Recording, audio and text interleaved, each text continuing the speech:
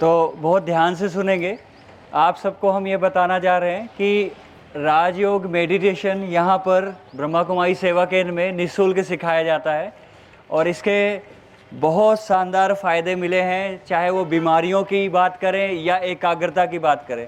आज सामान्यतः है हमारे अंदर अगर देखी जाए तो एक धैर्यता की शक्ति और आत्मबल की कमजोरी होने के कारण हम जो चीज़ नहीं चाहते हैं वो भी करना चालू कर देते हैं और उसके बहुत सारे दुष्परिणाम हमको देखने में आते हैं। आप देखते हैं विद्यार्थी जगत या कोई भी और भी हो, हम बिल्कुल नहीं चाहते कि हमारा ज़्यादा समय व्यर्थ चीज़ों में जाए। हम चाहते हैं कि हमारा ज़्यादा समय और हमारी एनर्जी जो है वो सही डायरेक्शन में लगे, और अगर डायरेक्शन सही होगा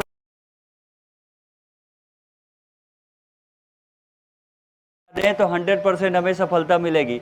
परंतु देखा गया है कि अक्सर ये होता है कि हम नहीं चाहते हैं तब भी हमारा दिमाग इधर उधर स्कैटर्ड होता फैलता है, व्यर्थ की चीज़ें हमारी दिमाग को खींच लेती हैं। यदि हम बात करें कि हम मोबाइल को भी एक इस्तेमाल करने की चीज़ से देखें तो हम सोचते हैं कि हम इसमें से कुछ नेसेसरी इंफॉर्मेशन कलेक्ट करेंगे, परंतु जाते तो हैं नेसेसरी इंफॉर्मेशन की तरफ, परंतु भटक जाते हैं बहुत सारी चीज़ों की तरफ। तो यदि आपको पता हो कि गूगल के सीईओ ने एक बात कही थी कि do not go online without any reason, कोई भी एक पर्पज़ के बगैर आपको ऑनलाइन पे जाना ही नहीं।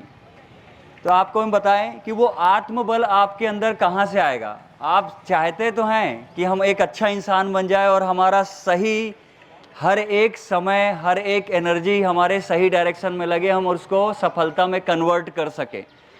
तो इसकी बहुत ज़्यादा ज़रूरत है। आज ये बच्चे बहुत साधारण तरीके से लेते हैं कि हाँ मेडिटेशन हाँ करते हैं, लेकिन लेते नहीं। परंतु मेडिटेशन आज के तो अगर आज के समय पे बात करी जाए तो अभी मेडिटेशन परमपिता परमात्मा ने ही बात कही है कि योग सही मायने में कोई सिखा ही नहीं सकता, केवल एक परमपिता परमात्मा ही वो योग सिखा सकते हैं जिसमें आपको 100% सफलता हासिल होगी। और उस योग का नाम है राजयोग मेडिटेशन, जो कि आज से 5000 वर्ष पहले स्वयं परमपिता परमात्मा शिव ने सिखाया था। आपको ये बताएं कि हर 5000 वर्ष के बाद कालचक्र पुनः रिपीट होने लगता है और वो कालचक्र वहीं पर आकर ठहर गया है, जबकि स्वयं परमात्मा शिव को इस धरती पर आना पड़ता है। आपको बता दें कि भगवान एक ही होता है, जो हम एक एक करते रहते हैं पर समझते नहीं है कि सबका मालिक एक, पर वो सबका मालिक एक कौन है उसको हम नहीं जानते हैं। हम सबको कहते रहते हैं मालिक, पर एक को हम समझ जाएं तो बुद्धि हमारी एकाग्र हो जाएगी, और वो एक हैं शिव। आप उनकी शिवलिंग देखा है ना आप लोगों ने। शिवलिंग कोई शारीरिक मूर्ति नहीं है, शिवलिंग निराकार को प्रदर्शित करती है और निराकार हर धर्म में स्वीकार किया गया है। भगवान की परिभाषा में अगर हम लिए तो भगवान मतलब ही होता है सर्व धर्म द्वारा स्वीकार हो। यदि हमने किसी एक को भगवान कहा और वो दूसरा धर्म वाला स्वीकार नहीं करे तो आप उस डेफिनेशन के विपरीत जा रहे हैं। परमात्मा मना जो सर्व धर्म द्वारा स्वीकार हो। तो मैं थोड़ा सा भगवान का परिचय देकर उनसे कैसे बुद्धि योग लगाकर उनसे कैसे सारी शक्तियां हासिल की जाती वो मैं आपको संक्षिप्त में बताऊंगा। इसका विस्तार जानने के लिए आप किसी भी ब्रह्मा कुमारी सेवा केंद्र में जाकर राजयोग मेडिटेशन निःशुल्क सीख सकते हैं। मैं आपको ये गारंटी देता हूँ यह आपके पढ़ाई में हर कार्य क्षेत्र में बहुत मददगार साबित होगी। और जब व्यक्ति को कोई चीज़ निःशुल्क मिलता है तो शायद उसकी कदर नहीं रहती है। परमात्मा किसी से पैसा लेगा क्या? यहाँ कोई साधु संत की बात नहीं है, कोई बाबा की बात नहीं है। परमात्मा आएगा हाँ तो किसी मनुष्य को जरूर निमित्त बनाएगा अपना ज्ञान और अपना जो खजाना है देने के लिए। तो मैं आपको ये बता दूं कि भगवान एक ही होते हैं और वो शिव है। नाम उनका शिव है। शिव मतलब होता है कल्याणकारी। उनका निराकार स्वरूप को प्रदर्शित करने वाला शिवलिंग मूर्ति के रूप में हमारे सम्मुख है। शिवलिंग एकलौती ऐसी मूर्ति है जो शारीरिक मूर्ति नहीं है। बाकी जितने भी शारीरिक मूर्ति आप देखते हैं वो सब देवी देवताएं हैं। हम देवी देवताओं को भगवान मान बैठे थे, परंतु भगवान एक ही है और वो शिव है और वो निराकार है, परंतु उनका जो सत्य स्वरूप है वो ज्योति बिंदु स्वरूप है। इसलिए उनके शिवलिंग को आप अगर देखेंगे तो साथ में एक शब्द बोला जाता है ज्योतिर्लिंगम। कहते हैं कि नहीं कहते हैं? तो लिंग तो है पर वो ज्योति कहाँ है? क्योंकि हमें ये ज्ञात होना चाहिए कि उनका जो सही स्वरूप है वो एक ज्योति बिंदु है। पूजा करने के लिए हमने लिंग बनाया है, एक एक थोड़ा सा फॉर्म दे दिया, नहीं तो ज्योति की कैसे पूजा करेंगे। परंतु उनका जो सत्य स्वरूप, उन्होंने स्वयं अपने प्रथम साक्षात्कार में स्वयं परमपिता परमात्मा शिव ने ये बात हमें बताई कि मैं निजानंद स्वरूपम शिवोहम शिवोहम, प्रकाश स्वरूपम शिवोहम शिवोहम, मैं निज आनंद स्वरूप हूँ, मैं प्रकाश स्वरूप हूँ, मैं शिव हूँ, मैं शिव हूँ। तो उस परमपिता परमात्मा ने अपना परिचय दिया। जिनको हमने भगवान मान बैठे थे वो तो देवी देवताएं हैं, जन्म मरण में आते हैं। जिनका भी शरीर है वो जन्म मरण में आते हैं, भगवान जन्म मरण में नहीं आते हैं। अब हमको पहला परिचय जो भगवान ने बताया वो ये बताया कि तुम ये शरीर नहीं हो, ये शरीर तो हड्डी मांस का एक पुतला है। इस शरीर में, इस भ्रकुटी के मध्य आत्मा निवास करती है, उसी में चेतना है और तुम वही आत्मा हो। तुम सबको अपना सारा ध्यान यहाँ पर केंद्रित करना है। इसे ही कहते हैं थर्ड आई ओपनिंग। ये थर्ड आई कहलाता है विजडम आईज, मतलब बुद्धि का नेत्र।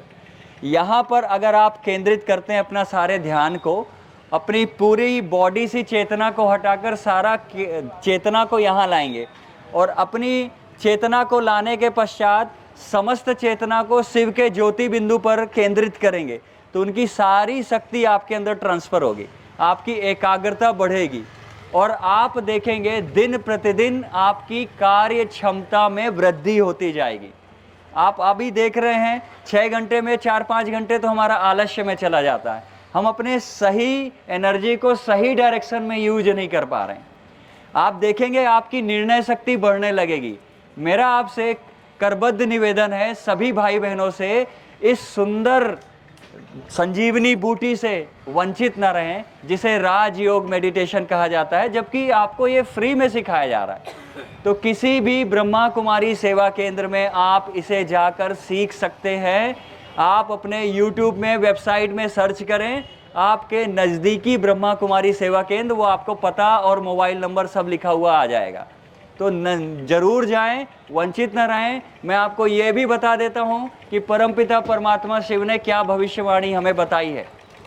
ये निकट भविष्य में ये कलयुगी रूपी घोर रात्रि समाप्त होकर सतयुगी रूपी सवेरा आने वाला है।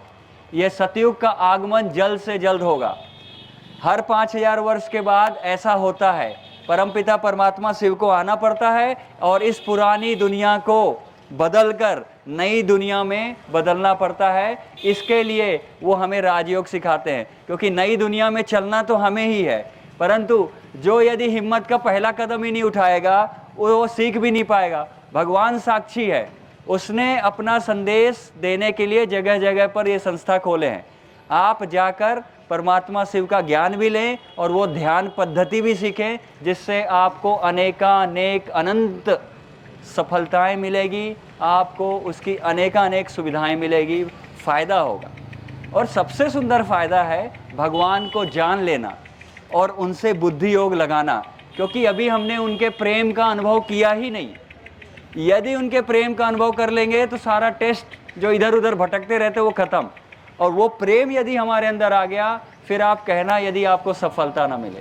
तो मैं आपको पुनः निवेदन करूंगा कि ब्रह्मा कुमारी सेवा केंद्र में जरूर आएं। यहाँ राजयोग निःशुल्क सिखाया जाता है। 7 दिन का प्रारंभिक कोर्स कर लेंगे। भले यदि बहुत समय नहीं मिल सकता है, 1 घंटा आप 7 दिन कंटिन्यू दे दे तो आप उसको समझ पाएंगे।